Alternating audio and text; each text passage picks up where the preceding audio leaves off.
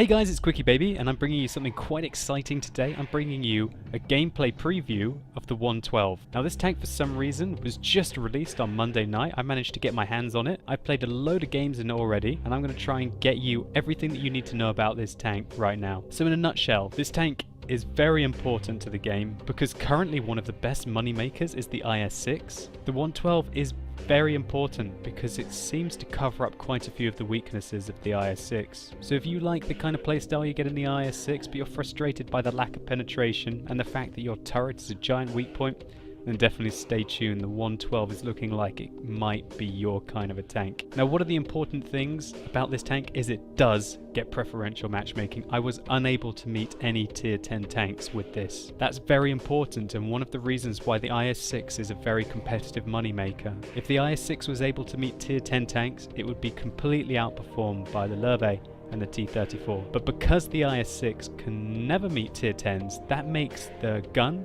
which has only got 175mm of penetration, quite competitive. Now the 112 is quite similar to the tier 8 Chinese heavy tank, the 110. Now before all you 110 drivers start panicking, don't worry, the 112 is nearly worse in every way. However, the 112 is a premium tank which can make lots of credits and has that preferential matchmaking that the 110 can't. So before we compare the 110 to the 112, let me just go over the 112 stats irrespective of the other tank. The tank has 1,500 hit points, which is fairly standard. It weighs a fairly healthy 46 tons. And the 580 brake horsepower engine is sufficient for this tank to be able to get up to a decent speed. Its top speed is a very nice 45 kilometers an hour, and its traverse speed is an acceptable 26 degrees a second. Now its hull armor is 120mm at the front, and as you can see the front is very well angled. An amazing angle on this frontal armor. The side armor is 80 and the rear armor is 60.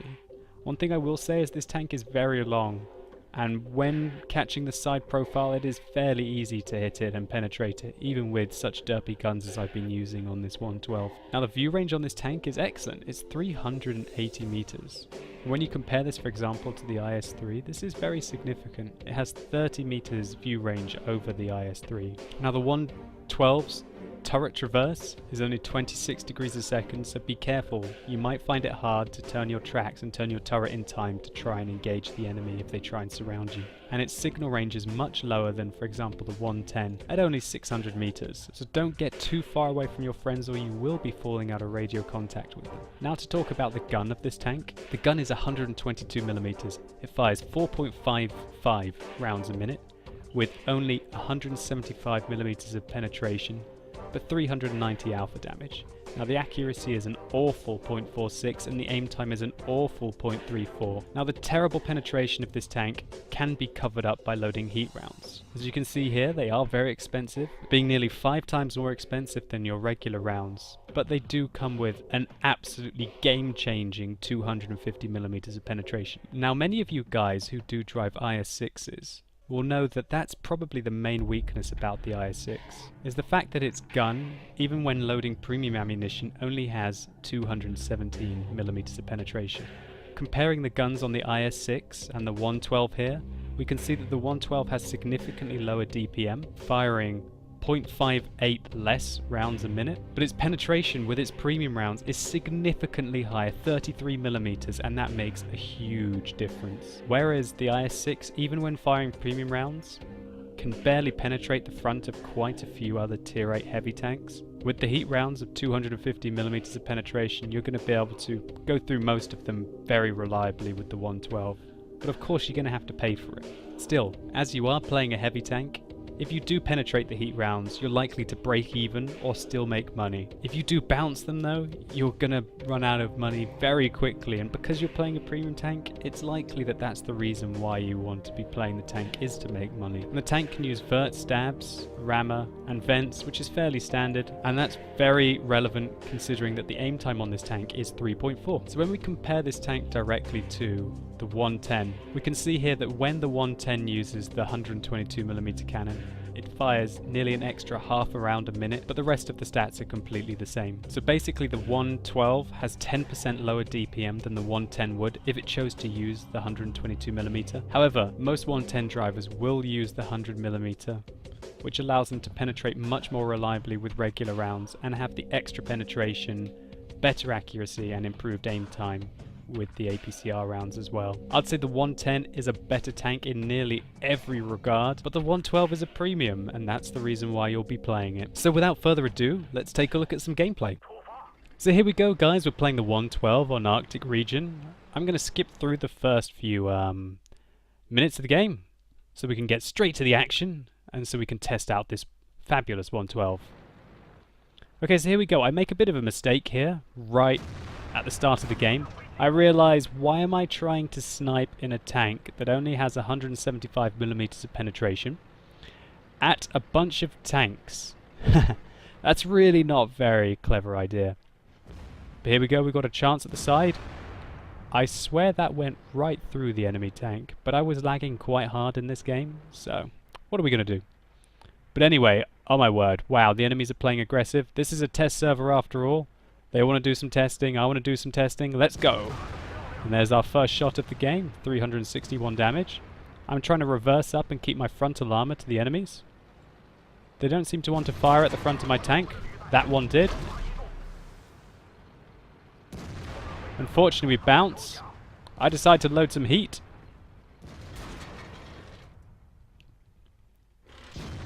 I realize there's someone behind me, but I'm not too interested in him at the moment. You guys would be forgiven for thinking, oh my god, what's going to go on? I reverse into him, he fails to do any damage to me, and I ram him for a bit of damage. Luckily we set that T-34 on fire, and he dies as well. And this guy bounced his heat round off the front of my tank. And you're going to be surprised at the amount of heat rounds that we managed to bounce in the 112. There you go, there's another heat round bounce. We bounced 3 or 4 heat rounds which have got 250mm of penetration off the front of this tank. And that's something that's not very unusual. The frontal armor of this tank, as I highlighted in the garage, is amazing. That means you do bounce those heat rounds and punish tanks like that guy. Remember that the turret armor on this tank is also great. Really, if they fire the heat rounds at your turret, it's very likely to bounce unless they get quite lucky. As you can see here, my connection was going absolutely crazy in this game. There's not much that I can do about that.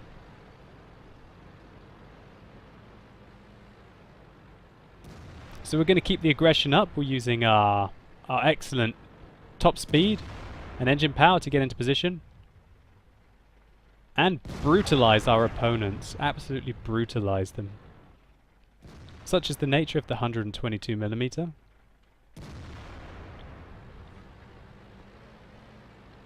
you may be thinking, wow, okay, maybe this is the tank for me. An absolutely linear brawler of a tank that is capable of loading heat when it needs to penetrate its opponents. Unlike the IS-6, which sometimes can just falter and get owned by people who have got good frontal armor, this tank can just go, oh no you don't. But look at this awful aim time at range, guys. This is with vertical stabilizers as well. The aim time is just simply awful.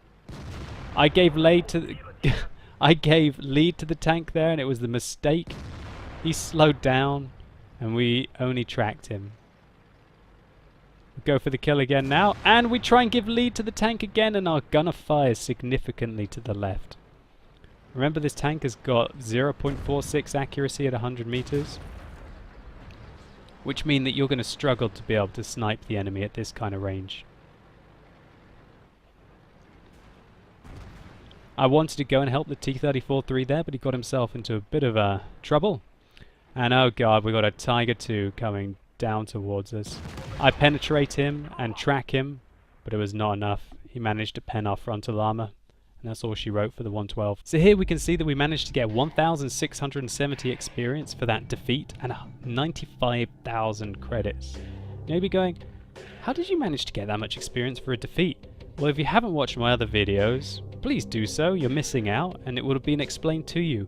That's because now, in 8.8, if you get one of the Battle Hero medals, you get 50% extra credits and 50% extra wins, even if you lose. So basically, if you lose and you get a Battle Hero medal, you're still a winner. And that's a great thing for the game in my opinion. As you can see here, we got the Battle Hero medal and we finished way on top of our team. And I'm pretty sure that we finished on top of most of the enemy team as well. That's just one of the great features coming in 8.8. And it was really impressive to be able to earn 95,000 credits in a game where we played quite derpy really and were so aggressive. Anyway, let's take a look at some more gameplay.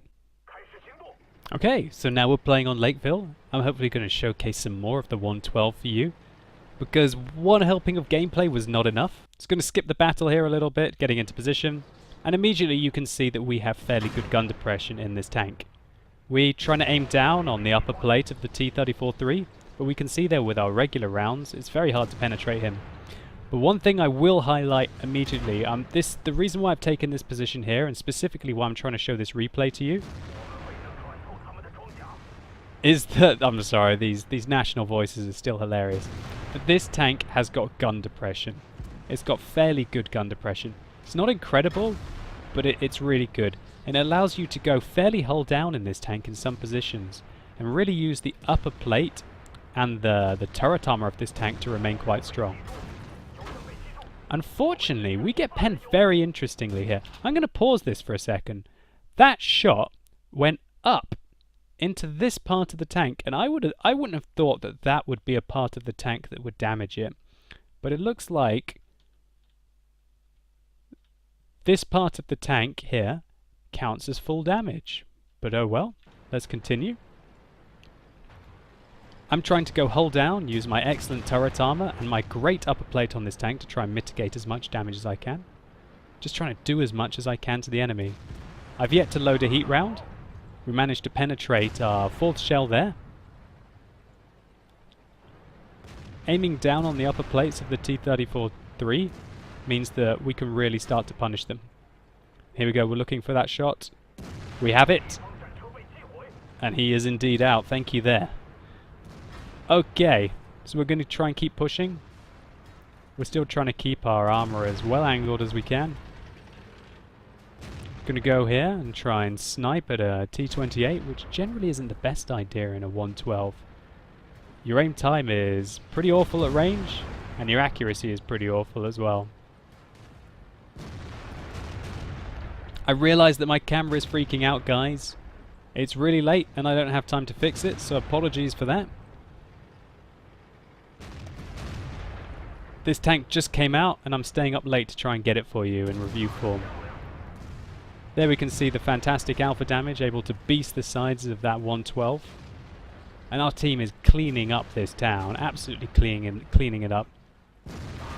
We're able to penetrate that T-34-3, take his track off, and set him on fire with that one shot. That was a monster round coming from the tank there.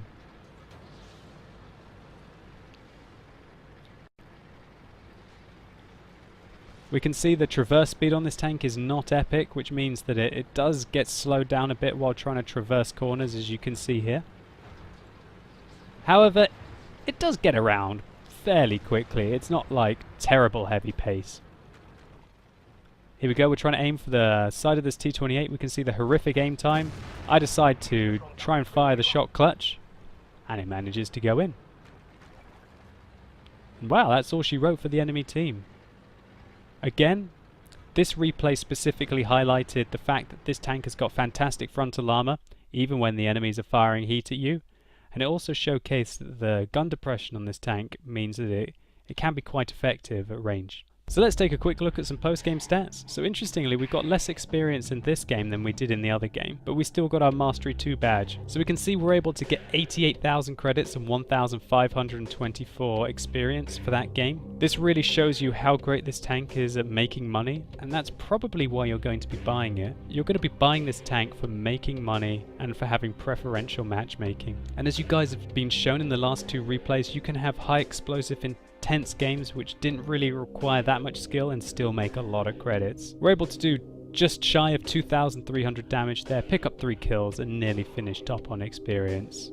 Just a standard kind of game there really. What that game really showcased though is that this tank does have fairly good gun depression and it does have really good armor at range even when enemies are firing high penetrating heat shells at you. So what's my overall opinion of this tank? Well, I'll just say it straight up. The fact that this tank does not have a weak point with its turret means that it is better than the IS-6. Also, the fact that this tank can load heat rounds, which have got 250mm of penetration, mean that this tank is better than the IS-6. However, remember that you are losing 15% DPM compared to the IS-6. So whereas the IS-6 is able to absolutely brutalize tanks which it can guarantee to penetrate, the 112 is slightly more of a lumbering beast that doesn't really have the DPM to shoot itself out of trouble. However, what the 112 can do is engage tier 9 tanks and tier 8 tanks a lot more effectively than the IS-6 can. Personally, I would trade my IS-6 for a 112 right now. It's a great all-rounder tank, and I can't recommend this enough. Because it has preferential matchmaking, I think that this tank will become